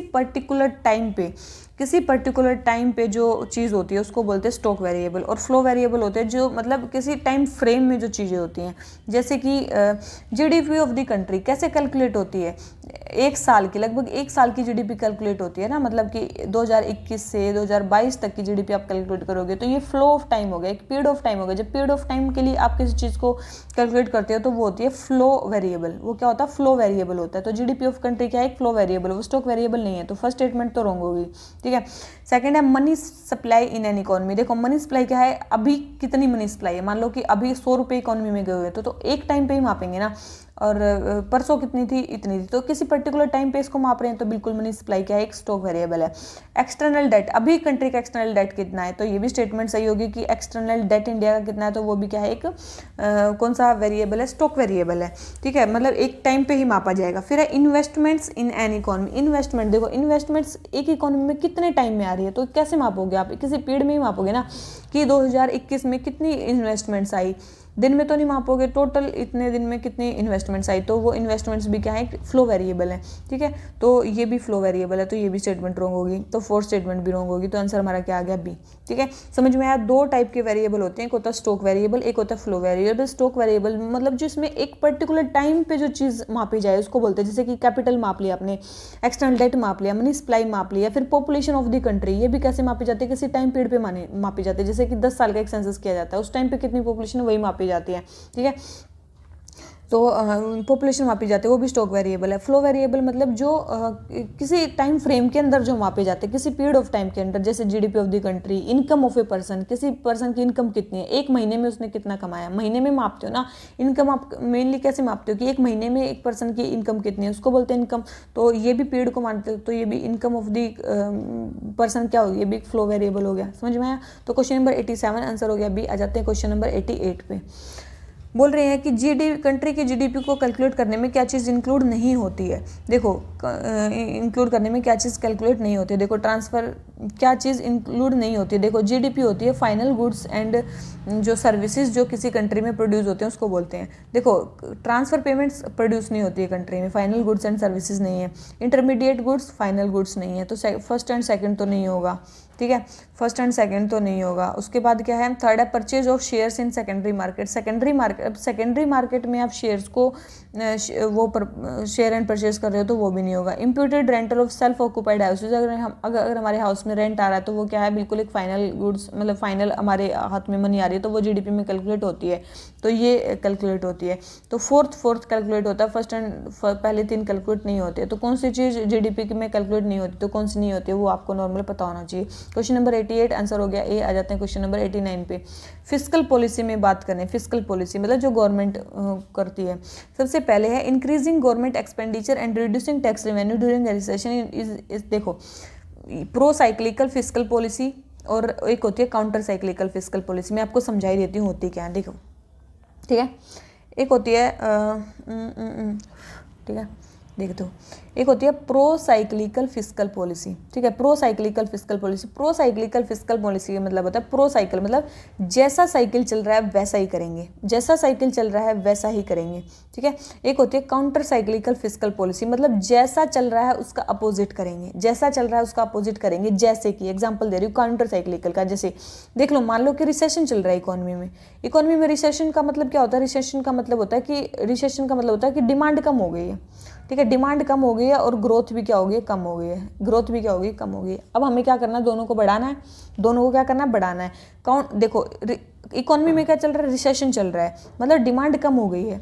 काउंटर साइक्लिकल का मतलब क्या हो गया, हम इसको अपोजिट करेंगे, डिमांड को बढ़ाएंगे। डिमांड को कैसे बढ़ाएंगे, रिसेशन में डिमांड कैसे बढ़ेगी, टैक्स को रिड्यूस कर देंगे, लोगों के हाथ में पैसा देंगे, टैक्स को रिड्यूस कर देंगे और क्या करेंगे, एक्सपेंडिचर को बढ़ा देंगे, तो क्या हो जाएगी, डिमांड बढ़ जाएगी। टैक्स कम करने से भी लोगों के पास पैसे ज़्यादा हो जाएंगे और एक्सपेंडिचर बढ़ाने से भी लोगों के पास पैसे ज़्यादा हो जाएंगे, तो क्या करेंगे, लोग ज़्यादा डिमांड करेंगे, लोग ज़्यादा डिमांड करेंगे तो हमारी काउंटर साइक्लिकल फिस्कल पॉलिसी होगी। अब मान लो कि काउंटर साइक्लिकल फिस्कल पॉलिसी और अभी बूम पीरियड चल रहा है, तो बूम पीरियड में काउंटर साइक्लिकल पॉलिसी में क्या करेंगे, बूम पीरियड में मान लो पहले ही डिमांड ज़्यादा है, अब हमें क्या करनी है, डिमांड को कम करना है। अगर हमें पहले ही डिमांड ज़्यादा है तो डिमांड को कम करनी क्या है, टैक्स को बढ़ा देंगे और एक्सपेंडिचर को कम कर देंगे। समझ में आया। प्रो साइक्लिकल फिस्कल पॉलिसी में क्या करेंगे, प्रो साइक्लिकल फिस्कल पॉलिसी मतलब जैसा चल रहा है, मान लो कि अभी रिसेशन चल रहा है, अब रिसेशन चल रहा है मतलब डिमांड कम है, तो हम क्या करेंगे, और डिमांड को कम कर देंगे। कैसे, टैक्स को बढ़ा देंगे, लोगों के पास और पैसा नहीं छोड़ेंगे और एक्सपेंडिचर को भी कम कर देंगे। समझ में आया। प्रो साइक्लिकल का मतलब है कि प्रो साइक्लिकल का मतलब है कि भाई आप जैसा साइकिल चल रहा है उसी के अकॉर्डिंग काम करो। रिसेशन चल रहा है तो रिसेशन को और नीचे, मतलब और बढ़ा दो रिसेशन को। और काउंटर साइक्लिकल का मतलब है कि भाई रिसेशन चल रहा है तो आप उसको थोड़ा सा स्टिमुलस दो ताकि वो रिसेशन ना हो के बूम में चला जाए, और बहुत ज़्यादा बूम चल रहा है तो वो थोड़ा रिसेशन में आ जाए, तो वो होते हैं काउंटर साइक्लिकल और प्रो साइक्लिकल। अब देखो, पहले पूछ रहे हैं काउंटर साइक्लिकल फिस्कल पॉलिसी के बारे में, बोल रहे हैं कि जब रिसेशन चल रहा हो, देखो पहले में रिसेशन चल रहा था, डिमांड कम थी, तो गवर्नमेंट क्या करेगी, काउंटर साइक्लिकल में गवर्नमेंट एक्सपेंडिचर को बढ़ा देगी। रिसेशन चल रहा है, डिमांड कम है, डिमांड को बढ़ाने के लिए गवर्नमेंट एक्सपेंडिचर को बढ़ा देगी, बिल्कुल बढ़ाएगी, और टैक्स को रिड्यूस कर देगी। तो पहली स्टेटमेंट तो बिल्कुल सही है। दूसरी है, प्रो साइक्लिकल में अगर बूम चल रहा है, बूम मतलब अब डिमांड क्या होगी, ज़्यादा होगी, डिमांड ज़्यादा होगी तो हम क्या करेंगे, और ज़्यादा डिमांड को बढ़ाएंगे। हम क्या करेंगे, टैक्स को तो रिड्यूस कर देंगे और एक्सपेंडिचर को बढ़ा देंगे, ठीक है। तो टैक्स को तो एक्सपेंडिचर को रिड्यूस नहीं करेंगे और ज़्यादा बढ़ा देंगे, क्योंकि प्रो साइक्लिकल है ना, और टैक्स को क्या कर देंगे, रिड्यूस कर देंगे, ठीक है। तो सेकंड स्टेटमेंट रॉन्ग है, फर्स्ट स्टेटमेंट करेक्ट है, तो हमारा आंसर क्या आ गया, ए। समझ में आया कि क्या होती है। एक बार अगर आपको नहीं आया, एक बार आप फिर से एक बार इसको पढ़ लेना, बहुत ही इंपॉर्टेंट कंसेप्ट है ये। काउंटर साइक्लिकल मतलब होता है जो भी चीज़ चल रही है इकोनॉमी में उसको काउंटर करना। मतलब रिसेशन का मतलब होता है डिमांड कम होना। मान लो पब्लिक डिमांड कम कर रहे हैं, क्यों कम करेंगे पब्लिक डिमांड, जब उनके पास पैसा नहीं होगा तो डिमांड कम करेंगे। तो गवर्नमेंट क्या करे कि वो डिमांड ज़्यादा करें, ऐसा कुछ काम करेगी। डिमांड ज़्यादा कब करेंगे, जब उनके पास पैसे होंगे। पैसे कब होंगे, या तो टैक्स रिड्यूस कर दो, उनको कम टैक्स देना पड़ेगा तो उनके पास पैसे हो जाएंगे, या फिर गवर्नमेंट एक्सपेंडिचर को बढ़ा दे तो उनके पास पैसे ज़्यादा हो जाएंगे, दोनों में वो डिमांड ज़्यादा करेगी। समझ में आया। ऐसे है काउंटर साइक्लिकल फिस्कल और प्रो साइक्लिकल फिस्कल पॉलिसी, ठीक है। तो ये होती है। तो क्वेश्चन नंबर 89 आंसर हो गया ए। आ जाते हैं क्वेश्चन नंबर 90 पे। मल्टी स्टेट कोऑपरेटिव सोसाइटीज़ के बारे में 2022 में एक अमेंडमेंट हुआ, उसके बारे में बताना है। सबसे पहले the central government will establish a cooperative election authority to conduct elections to the board of multi state cooperative society. बोल रहे हैं कि सेंट्रल गवर्नमेंट इलेक्शन करवाएगी, बिल्कुल एक इलेक्शन अथॉरिटी बनाएंगी वहाँ पे इलेक्शन करवाने के लिए। अभी अमेंडमेंट किया गया, स्टेटमेंट बिल्कुल सही है। और मर्जर भी कुछ existing multi state cooperative society का किया जाएगा कुछ में, तो दोनों ही स्टेटमेंट सही हैं। कुछ में मर्जर किया जाएगा और कुछ में एक इलेक्शन अथॉरिटी बिठाई जाएगी। और भी प्रोविजन है जैसे कि कंप्लेंट का रिड्रेसल किया जाएगा, कंप्लेंट रिड्रेसल किया जाएगा, ठीक है, ताकि उसमें ओम्बड्समैन अपॉइंट किए जाएंगे, ओम्बड्समैन अपॉइंट किए जाएंगे ताकि वो हो जाए। इसके अलावा जो Sikh multi state cooperative society हैं उनको फंड भी प्रोवाइड किए जाएंगे, फंडिंग भी दी जाएगी जो Sikh multi state cooperative society हैं जो अभी चल नहीं रही हैं उनको, ठीक है। इसमें भी क्या होते हैं, कॉर्पोरेट डायरेक्टर्स होते हैं, इसमें भी डायरेक्टर्स होते हैं, जैसे कि मैक्सिमम इसमें 21 डायरेक्टर्स हो सकते हैं, ठीक है। और इसमें मेनली एक SC/ST और एक दो वुमेन, एक SC/ST और 2 वुमेन मैंडेटरी है कि इनके डायरेक्टर्स में होने चाहिए। 21 मैक्सिमम डायरेक्टर्स हो सकते हैं जिसमें से 1 SC/ST मैंडेटरी है और 2 वुमेन मैंडेटरी हैं, ठीक है। और बस यही चीज़ है। तो क्वेश्चन नंबर 90 आंसर हो गया हमारा C। आ जाते हैं क्वेश्चन नंबर 91 पे। प्रधानमंत्री आदि आदर्श ग्राम योजना, प्रधानमंत्री आदि आदर्श ग्राम योजना क्या है? सबसे पहले बोल रहे हैं कि it aims at conserving the cultural identity of villages by involving citizens to shares what makes their village unique. आदि आदर्श ग्राम योजना क्या है? मिनिस्ट्री ऑफ ट्राइबल अफेयर्स, सबसे पहले तो मिनिस्ट्री ऑफ कल्चर नहीं, मिनिस्ट्री ऑफ ट्राइबल अफेयर्स। आदि मतलब आदिवासी कम्युनिटी में, मिनिस्ट्री ऑफ ट्राइबल अफेयर्स, ठीक है। मिनिस्ट्री ऑफ जो ट्राइबल अफेयर्स है वो कुछ मतलब ट्राइबल एरियाज़ में कुछ गैप्स को मिटिगेट करने के लिए, बेसिक इंफ्रास्ट्रक्चर प्रोवाइड करवाने के लिए गांव में सिग्निफिकेंट ट्राइबल पॉपुलेशन जहाँ पे होती है, मतलब जहाँ पे एटलीस्ट 50% पॉपुलेशन होती है, वहाँ पे जाके कुछ वो कर रही है। तो कल्चरल आइडेंटिटी को प्रोटेक्ट करने का कोई स्कीम नहीं है, ये है मेनली स्कीम कि वहाँ पे basic infrastructure, basic facilities provide की जाए, ठीक है। तो मेनली बेसिक फैसिलिटीज़ प्रोवाइड करने के लिए जैसे कि road, telecom, school, anganwadi centres, health sub centres, drinking water facility, drainage, solid waste management, तो ये सारी चीज़ें वहाँ पे की जाएँ, इसके लिए है ये मेनली प्रधानमंत्री आदि आदर्श ग्राम योजना, जिसमें मेनली बेसिक फैसिलिटी प्रोवाइड की जाएंगी। मिनिस्ट्री ऑफ ट्राइबल अफेयर्स इसको करवा रही है, ठीक है। इसमें मेनली 8 सेक्टर्स में गवर्नमेंट काम करेगी। तो क्वेश्चन नंबर 91 दोनों ही स्टेटमेंट होंगे, तो आंसर हमारा क्या हो जाता है? डी। आ जाते हैं 92 पे। हमें बताना है RBI की ओम्बड्समैन स्कीम के बारे में। सबसे पहले जो banking transaction, NBFC, digital transaction से जितनी भी चीज़ें, जितनी भी कंप्लेंट इंक्लूडेड है वो इसी स्कीम में इंक्लूड की गई है, बिल्कुल। ओम्बड्समैन स्कीम क्या होगी? एक स्कीम बना दी है, 1 नेशन 1 ओम्बड्समैन, मतलब RBI एक ही ओम्बड्समैन बनाएगी, इंटीग्रेटेड ओम्बड्समैन, ठीक है। एक ही ओम्बड्समैन बनाया गया जिसमें सबकी कंप्लेंट्स एक ही जगह इकट्ठी कर जाएंगी और वहीं पे उनको किया जाएगा। सेकंड, एक centralised receipt and processing centre has been set up for receipt and initial processing of complaints in any language, बिल्कुल। Centralised receipt and processing centre भी बनाया गया है, और ये कहाँ पे बनाया गया है? ये चंडीगढ़ में बनाया गया है, ठीक है। तो integrated ombudsman scheme, 1 nation 1 ombudsman वाली एक वो चीज़ है, और ये मेनली इंपॉर्टेंट किसके लिए है? मेंस के लिए, ठीक है। 1 नेशन 1 ओम्बड्समैन का क्या फ़ायदा है, क्या नुकसान है, ये चीज़ आप देख लेना। तो क्वेश्चन नंबर 92 हमारा आंसर हो जाता है C। आ जाते हैं क्वेश्चन नंबर 93 पे। हमें बताना है क्वालिफाइड इंस्टीट्यूशनल प्लेसमेंट के बारे में। क्वालिफाइड इंस्टीट्यूशनल प्लेसमेंट क्या है? क्वालिफाइड इंस्टीट्यूशनल प्लेसमेंट क्या है? तो क्वालिफाइड इंस्टीट्यूशनल प्लेसमेंट क्या है? ये एक तरीका है कंपनी को लिस्ट करने का ताकि वो कैपिटल को उठा सकें बिना legal paper work market regulator को सबमिट किए हुए, ठीक है। तो ये पैसे उठाने का एक पैसा है। क्वालिफाइड इंस्टीट्यूशनल प्लेसमेंट है कि ये लिस्टेड कंपनी, ये एक तरीका है लिस्टेड कंपनी के लिए कैपिटल को रेज करने का, क्योंकि उन्हें पेपर वर्क को बिना सबमिट किए ही वो मिल जाए। तो क्वेश्चन नंबर 93 आंसर हो गया C। और ये ताकि फॉरेन कैपिटल रिसोर्सेज पे कंपनीज डिपेंड ना हो, उसके लिए सेबी ने ये रूल क्रिएट किया है। तो क्वेश्चन नंबर 93 आंसर C। आ जाते हैं 94 पे। एक्सचेंज ट्रेडेड फंड के बारे में बात करनी है। सबसे पहले है कि ये हाईली फ्लेक्सिबल फंड होते हैं और instant exposure to equity market को गेन करने के लिए भी यूज़ हो सकते हैं, बिल्कुल हो सकते हैं। सेकंड बोल रहे हैं कि इनका जो मैक्सिमम टेन्योर होता है केवल 3 मंथ के लिए ही ये मतलब वो कर सकते हैं। याद रखना इनका कोई टेन्योर अवेलेबल नहीं होता है, ये जब तक इन्वेस्टर चाहें जब तक इनको रख सकते हैं, ठीक है, जब तक इनको चाहें जब तक रख सकते हैं। और एक्सचेंज ट्रेडेड फंड क्या होते हैं? ऐसी बास्केट ऑफ सिक्योरिटी जो मेनली एक्सचेंज पे ट्रेड होते हैं, उनको बोलते हैं एक्सचेंज ट्रेडेड फंड, ठीक है। तो इनका कोई टाइम पीरियड नहीं होता है। तो सेकंड स्टेटमेंट रॉन्ग है, फर्स्ट स्टेटमेंट हमारी करेक्ट है, ठीक है। और कोई टाइम पीरियड नहीं होता, ये मैंने बता दिया। मार्केट एक्सपोजर उनको मिल जाता है। Exchange traded fund mainly investor को एक आसान तरीका दे देते हैं कि वो मार्केट में का एक्सपोजर ले सकते हैं एक इंडेक्स के थ्रू, ठीक है, जिसमें वो स्टॉक्स की तरह वहाँ पे मतलब वो कर सकते हैं। और स्टॉक के कंपैरिजन में जो ETF में इन्वेस्टमेंट है वो काफ़ी ज़्यादा डाइवर्सिफाइड एक्सपोजर होता है, उसमें डाइवर्सिफाइड आपको मिल जाते हैं।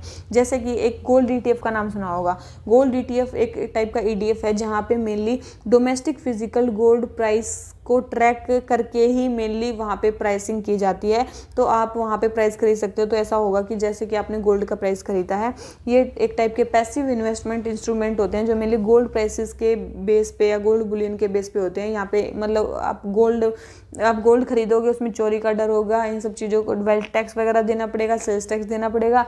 लेकिन अगर आप गोल्ड ETF खरीदते हो तो एक गोल्ड की तरह उतना ही अमाउंट में आपका इन्वेस्टमेंट हो जाएगा और उसी के प्राइस इंडेक्स पे वो मतलब इंडेक्स चलता रहेगा। तो एक तरह का मान लिया आपने सोना खरीद रखा है, गोल्ड ETF अगर आपने खरीद लिया तो ठीक है।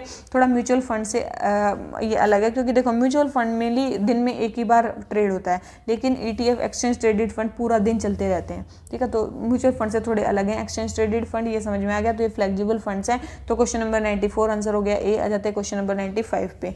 हमें बतानी है कैपिटल मार्केट के बारे में। तो बोल रहे हैं कि the primary market has no physical existence unlike the secondary market. तो ये स्टेटमेंट बिल्कुल सही है कि प्राइमरी मार्केट बिल्कुल उसकी कोई फिजिकल एग्जिस्टेंस नहीं है सेकेंडरी मार्केट की तरह। जैसे कि सेकेंडरी मार्केट में तो एक्सचेंज ये होते हैं, बॉम्बे स्टॉक एक्सचेंज ये होते हैं, ठीक है। Second national stock exchange and Bombay stock exchange, ये सेकेंडरी मार्केट के एग्जाम्पल है, ये भी बिल्कुल सही है। तो दोनों ही स्टेटमेंट सही है। तो आंसर हमारा क्या आ गया? ए, ठीक है। तो क्वेश्चन नंबर 96 हमें बताना है यूएस फेडरल रिजर्व अगर इंटरेस्ट रेट को बढ़ा देता है तो इंडियन इकोनॉमी पे क्या फ़र्क पड़ता है। देखो अगर यूएस फेडरल रिजर्व अपने इंटरेस्ट को बढ़ा देता है तो इन्वेस्टर क्या करेंगे? अपने पैसे को वहीं पे इन्वेस्टर क्या करेंगे? अपने पैसे को वहीं पे लगाना पसंद करेंगे इंडिया में, क्योंकि उनको रिटर्न कम मिल रहा है। यूएस फेडरल रिजर्व उनको ज़्यादा इंटरेस्ट दे रहा है और यूएस फेडरल रिजर्व ज़्यादा दे रहा है, उनकी क्रेडिट रेटिंग भी अच्छी है, तो लोग वहीं पे इन्वेस्ट करना पसंद करेंगे। तो इंडियन इकोनॉमी पे क्या फ़र्क होगा? देखो तो इंडिया से लोग पैसा निकालेंगे, तो इंडिया की जो करेंसी है उसका क्या होगा? डेप्रिशिएशन होगा। तो बिल्कुल इंडिया की करेंसी का डेप्रिशिएशन होगा। बोल रहे हैं कि ज़्यादा फॉरेन इन्वेस्टमेंट आएंगी इंडियन मार्केट में, नहीं जाएंगी, बाहर जाएंगी, ठीक है, बाहर जाएंगी, कम आएंगी, कम फॉरेन इन्वेस्टमेंट आएंगी। थर्ड है imports will be costlier, imports जो है वो कॉस्टलियर हो जाएंगे। बिल्कुल अगर कंपनी हमारी रुपी डेप्रिशिएट होगी तो हमारे इम्पोर्ट्स क्या होंगे? कॉस्टलियर हो जाएंगे। तो सेकंड स्टेटमेंट रॉन्ग होती है, तो वैसे ही हमारा आंसर आ गया सी, ठीक है। तो हमारे इंपोर्ट्स बिल्कुल कॉस्टलियर हो जाएंगे, ठीक है। तो सारी स्टेटमेंट सही है, तो हमारा आंसर क्या आ गया? सी। आ जाते हैं 97 पे। नॉन बैंकिंग फाइनेंशियल कंपनीज़ के बारे में देखना है। सबसे पहले जितनी भी फाइनेंशियल कंपनीज़ हैं नॉन बैंकिंग, उनको RBI के साथ रजिस्टर नहीं करना पड़ता। ऑल NBFC डू नॉट, बिल्कुल ये बिल्कुल सही स्टेटमेंट है, सबको RBI के साथ रजिस्टर नहीं करना पड़ता है। सेकंड है मैक्सिमम 10 साल के लिए ही ये पब्लिक डिपॉजिट्स को एक्सेप्ट कर सकती हैं। तो याद रखना ये केवल और केवल टाइम डिपॉजिट्स को एक्सेप्ट कर सकती हैं, डिमांड डिपॉजिट्स को ही एक्सेप्ट कर ही नहीं सकती हैं। तो सेकंड स्टेटमेंट क्या हो जाती है? रॉन्ग हो जाती है। और बोल रहे हैं कि the deposit insurance facility of deposit insurance and credit guarantee corporation is available to the depositors of NBFC के डिपॉजिटर्स को ये फैसिलिटी मिलती है? बिल्कुल भी नहीं मिलती है। याद रखना बिल्कुल भी उनके डिपॉजिटर्स को ये फैसिलिटी नहीं मिलती है। ये केवल और केवल किसको मिलती है? जो मेनली IRDAI के अंदर होते हैं उन्हीं को मिलती है। तो क्वेश्चन नंबर 97 हमारे दो second and third statement wrong है, फर्स्ट स्टेटमेंट करेक्ट है। तो आंसर हमारा क्या हो जाता है? ए, ठीक है। तो बस यही आपको चीज़ ध्यान रखना है, मैक्सिमम 12 मंथ और मिनिमम 12 मंथ और मैक्सिमम 16 मंथ के लिए ये कर सकते हैं, डिमांड डिपॉजिट को एक्सेप्ट नहीं कर सकते हैं। तो क्वेश्चन नंबर 97 आंसर हमारा क्या हो गया? ए। आ जाते हैं क्वेश्चन नंबर 98 पे। हमें अल्टरनेट इन्वेस्टमेंट फंड के बारे में बात करनी है। अल्टरनेट इन्वेस्टमेंट फंड सबसे पहले है alternate investment funds are not permitted to make an invitation to the public to subscribe to its security. बोल रहे हैं कि ये परमिटेड नहीं है कि ये अपनी सिक्योरिटीज़ में इन्वेस्ट करवाने के लिए पब्लिक को इन्वाइट करे, अल्टरनेट इन्वेस्टमेंट जो फंड है। तो ये बिल्कुल सही स्टेटमेंट है, ये परमिटेड नहीं है। हेज फंड एक टाइप का अल्टरनेट इन्वेस्टमेंट फंड है बिल्कुल। और अल्टरनेट इन्वेस्टमेंट फंड में जो अमाउंट कंट्रीब्यूट होता है वो लोन देने के लिए यूज़ नहीं हो सकता, तो ये भी सही है। तो तीनों ही स्टेटमेंट इसकी हमारी सही है अल्टरनेट इन्वेस्टमेंट फंड की। अल्टरनेट इन्वेस्टमेंट फंड एक टाइप का प्राइवेटली पूल्ड इन्वेस्टमेंट व्हीकल है जो मेनली फंड्स को कलेक्ट करता है सोफिस्टिकेटेड इन्वेस्टर्स से, चाहे वो इंडियन हो या फॉरेन हो, ठीक है। उसको बोलते हैं अल्टरनेट इन्वेस्टमेंट फंड, ठीक है। और इन्वेस्टर्स के बेनिफिट के लिए अलग अलग जगह अल्टरनेट इन्वेस्टमेंट फंड जो है वो पैसा लगाते हैं। कई कैटेगरीज में होते हैं अल्टरनेट इन्वेस्टमेंट फंड, जैसे कि कुछ होते हैं कैटेगरी 1 में, कुछ होते हैं कैटेगरी 2 में, कुछ होते हैं कैटेगरी 3 में। कैटेगरी 1 में कौन से होते हैं? कैटेगरी 1 में होते हैं जैसे कि वेंचर कैपिटल फंड हो गए, एंजल फंड हो गए, इंफ्रास्ट्रक्चर फंड हो गए, ये सारे किस में आते हैं? कैटेगरी 1 में आते हैं मेनली जो अल्टरनेट इन्वेस्टमेंट फंड होते हैं। सेकंड में कौन से आते हैं? जैसे कि फंड ऑफ फंड्स आपने सुना होगा, ये कैटेगरी 2 में आते हैं। Fund of funds, date funds, private equity funds, ये सारे इसमें आते हैं। और थर्ड में कौन से आते हैं? Hedge funds. कौन से आते हैं? हेज फंड्स मेनली कैटेगरी 3 में आते हैं, ठीक है। और बस यही है मेनली अल्टरनेट इन्वेस्टमेंट फंड्स के बारे में। तो क्वेश्चन नंबर 98 हमारा आंसर हो जाता है डी। आ जाते हैं क्वेश्चन नंबर 99 पे।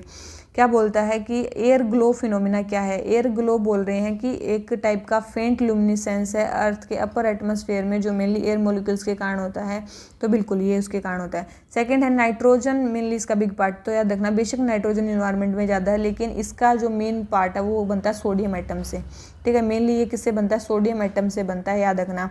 मैक्सिमम कंट्रीब्यूशन इसमें सोडियम का होता है। और मेनली इसको तो फर्स्ट स्टेटमेंट करेक्ट होगी, सेकंड स्टेटमेंट रॉन्ग होगी। और मेनली इसको स्टडी कौन कर रहा है? नासा की heliophysics explorer program. NASA ने एक प्रोग्राम चलाया है, कौन सा? Heliophysics explorer program. और उसके अंडर एक मिशन है atmospheric waves experiment mission. Atmospheric waves experiment mission है जिसमें एटमॉस्फेरिक वेव्स को वो स्टडी कर रहे हैं, ठीक है।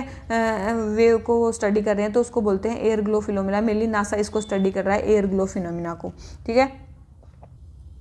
तो ये इस टाइप का होता है एयर ग्लो फिनोमिना, देख रहे हो स्क्रीन पे। तो ये इस टाइप का होता है हमारा एयर ग्लो फिनोमिना, ठीक है। जो मल्टी कलर होते हैं इसमें, रेड हो गया, ग्रीन हो गया, येलो हो गया, तो ये 3 ही कलर होते हैं, रेड, ग्रीन और येलो, ठीक है। याद रखना इसको। और अगर आपको कहीं पे कोई पिक्चर मिलती है अच्छी सी तो आप वो भी खोल के देख सकते हैं। तो क्वेश्चन नंबर 99 आंसर हो जाता है ए। आ जाते हैं क्वेश्चन नंबर 100 पे। हमें बताना है कि कंसिडर द फॉलोइंग स्टेटमेंट, कौन सी स्टेटमेंट सही है। जितने भी गुड्स एंड सर्विसेज जो हम फाइनल कंजप्शन के लिए परचेज करते हैं वो सारे फाइनल प्रोडक्ट्स होते हैं। बिल्कुल, अगर हम कंज्यूम ही कर लेंगे उनको तो वो फाइनल ही होंगे, तो बिल्कुल वो फाइनल प्रोडक्ट्स होते हैं। सेकेंड है, जितने भी प्रोडक्ट्स हम परचेज करते हैं प्रोडक्शन यूनिट से वो सारे इंटरमीडिएट प्रोडक्ट होते हैं, बिल्कुल भी नहीं। ऐसा भी होता है कई फाइनल होते हैं और कई इंटरमीडिएट होते हैं, तो ऐसा नहीं बोल सकते कि जितने भी प्रोडक्ट हम प्रोडक्शन यूनिट से खरीदते हैं वो सारे इंटरमीडिएट होते हैं, बिल्कुल भी नहीं। वो फाइनल भी हो सकते हैं। तो सेकंड स्टेटमेंट रॉन्ग होगी, तो सेकंड स्टेटमेंट रॉन्ग होगी, फर्स्ट स्टेटमेंट करेक्ट है। तो आंसर क्या आ गया? ए, ठीक है। तो प्रोडक्शन यूनिट तो जो है इंटरमीडिएट गुड्स को, प्रोडक्ट्स को भी प्रोड्यूस करती है और फाइनल प्रोडक्ट्स को भी प्रोड्यूस करती है, ठीक है। तो क्वेश्चन नंबर 100 आंसर हो गया ए। तो इसी नोट पे जो हमारे 100 क्वेश्चन हो जाते हैं वो जाते हैं कंप्लीट। देखो, अगर आपको इकोनॉमिक्स के बेस्ट क्वेश्चन देखने हैं, इस बार जो क्वेश्चन के कंसेप्ट हैं वो बहुत ज़्यादा कम आए हैं, तो आप एक काम करना, पिछले साल की जो टेस्ट सीरीज है और उससे पिछले, अगर आपको टाइम मिल लगे तो उससे पिछले साल की टेस्ट सीरीज एक बार बिल्कुल सेकेंड मतलब डबल की स्पीड में आप देख लेना, आपको बहुत ज़्यादा फायदा होने वाला है उससे, ठीक है। लास्ट ईयर की और उससे लास्ट ईयर की, क्योंकि आपके 2 साल के अगर आपने क्वेश्चंस कर लिए ना जो विजन की टेस्ट सीरीज में आए, और उसके बाद एक बार कर लो प्रीवियस ईयर क्वेश्चन, बस आपके कंसेप्ट सारे क्लियर हो जाएंगे, मैक्सिमम जो क्वेश्चंस आते हैं, ठीक है। तो इसी नोट पे आज का लेक्चर खत्म करते हैं। अगर आपको वीडियो अच्छी लगी हो तो लाइक करना और चैनल को सब्सक्राइब भी आप कर सकते हो, ठीक है। तो thank you very much, bye bye.